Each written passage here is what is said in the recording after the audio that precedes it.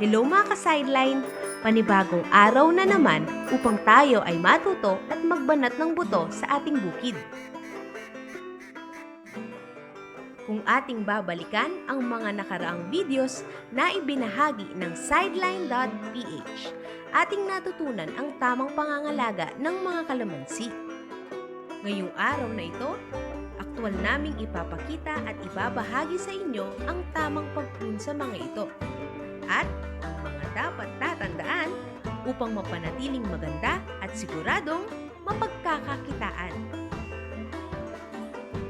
Ano-ano nga ba ang mga kagamitan na makakatulong sa wastong pagprune ng mga kalamansi?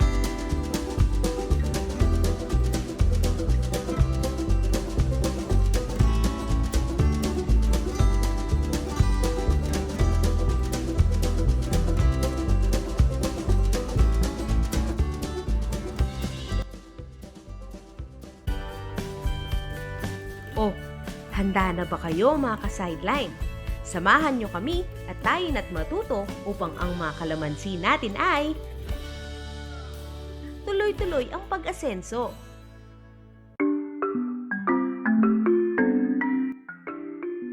Ng i-prune to. Ang problema, may nakikita ka, magkadikit. Ayan o.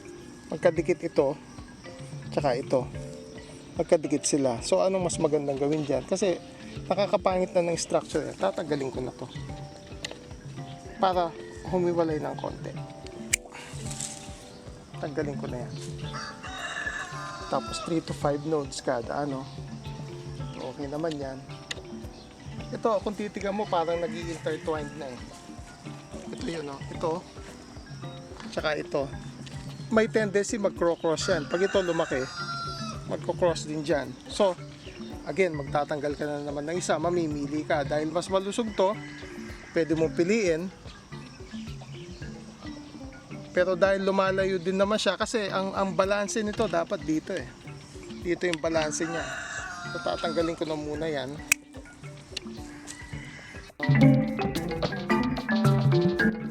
So ito, dapat 3 to 5 lang yung ano mo eh, palagi 3 to 5. So mamimili ka. Dahil ito pumapaitaas na, dito 90 na yan eh, halos nakaangat na yan. Hindi rin naman maganda yan.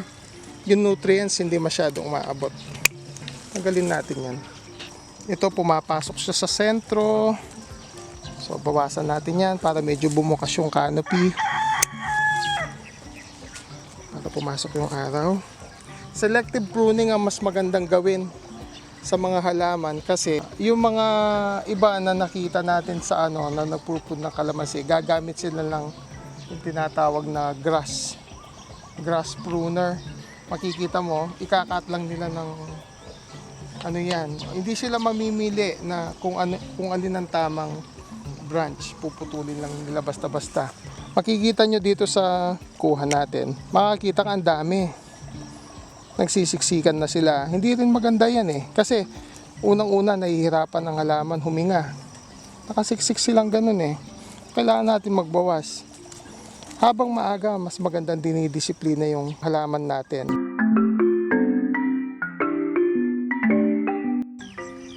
Ang nakikita nyo ngayon ay isang example ng isang rooter. Bakit sa tinawag na rooter? Ang rooter ay galing sa ibaba, papunta siya ng itaas at wala siyang development. Kung makikita nyo, walang sanga. Dito pa lang siya nagsanga. Naninigit o nawawalan na ng silbi ng development yung mga sanga na nandoon na noon pa. Kaya kailangan tanggalin ito. So tanggalin natin yan. Kung malaki na ang rooter, ito ay malaki na yung sanga, kailangan natin ng saw, pruning saw ang ginagamit. Dahil corrective pruning tayo, kailangan pa rin nating alisin to kahit nakakakita na kayo na meron na siya mga na-establish na mga sanga. Katulad nito, namumunga pa nga ito. Pero kung gusto nating ayusin to, kailangan tanggalin natin ito. Tanggalin natin.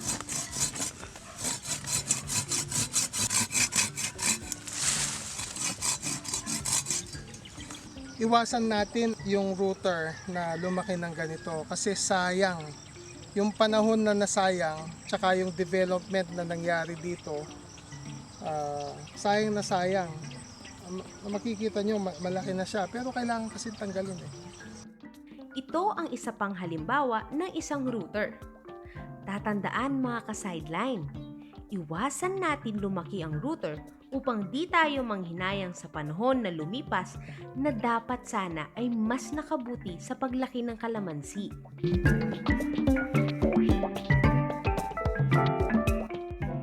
Ito ang kalamansi na magiging basihan natin upang mas makita at maintindihang mabuti ang wastong pag-prune ng mga kalamansi. Normally, ang naghahanap tayo ng center trunk sa isang kalamansi. Pero kung maaga pa lang naputol na yung pinaka-sentro, katulad ng pinrune natin kanina, dalawa kagad siya, di ba? So wala ka ng center trunk doon, malabo na magka-center trunk ka. Pag lumaki yon, parang siya, salapang. Salapang na yon. Ito makikita mo na wala na din yung center trunk niya. So kung bubuksan ko yan, no? Kikita mo, 1, 2, 3. Meron ka ng 3 major trunks. So, isipin mo dyan, kung yung principle natin, i-apply natin yung Christmas tree, ang shape. No? Imaginein mo na meron kang isang buo na tumuloy-tuloy sa taas, tapos huwag kang lumayo doon. Palagi mong iniisip, meron kang center trunk, tapos yung pruning mo, doon base palagi. Putol mo para hindi ka masyadong lumayo at makuha mo yung proper form ng halaman mo. So, subukan natin ngayon.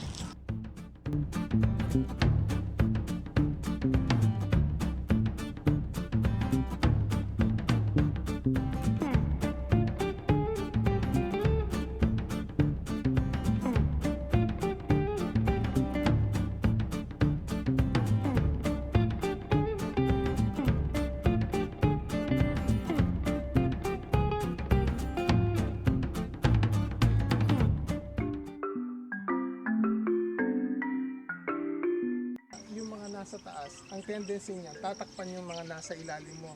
So, palagi, bakit Christmas tree shape? Ang ibig sabihin, yung nasa taas, maliit palagi yan kumpara sa baba. Siyempre, meron mga special cases dyan kung saan talagang buwaghag yung halaman mo. Pero ito, dahil tuwid siya, para meron tayong virtual trunk sa gitna. Ang objective lang natin, tanggalin natin yung mga nakaawang. Tulad nito, maliit na siya sa bandang taas. Pag titingin ka dito, sa bandang baba, hindi pa na-correct yan. Kasi maraming nakasayad sa lupa. So, i-discuss natin mamaya. Mula sa pagpili ng sanga at pagtanggal ng router, natutunan din natin ang Christmas tree principle. Ito ang tamang hubog o forma ng kalamansi na dapat nating bigyang pansin upang maiwasang matakpan ng itaas na bahagi ang ibabang parte ng ating kalamansi. Mukhang nabitin yata namin kayo mga ka-sideline. Don't worry, dahil tiyak na mas mabubusog kayo sa impormasyon na hatid namin sa part 2. Kaya naman, ano pang hinihintay nyo mga ka-sideline? I-click nyo lang ang link sa description box na makikita natin sa baba ng video na to. See you sa part 2 mga ka-sideline! Tayo na at sumali.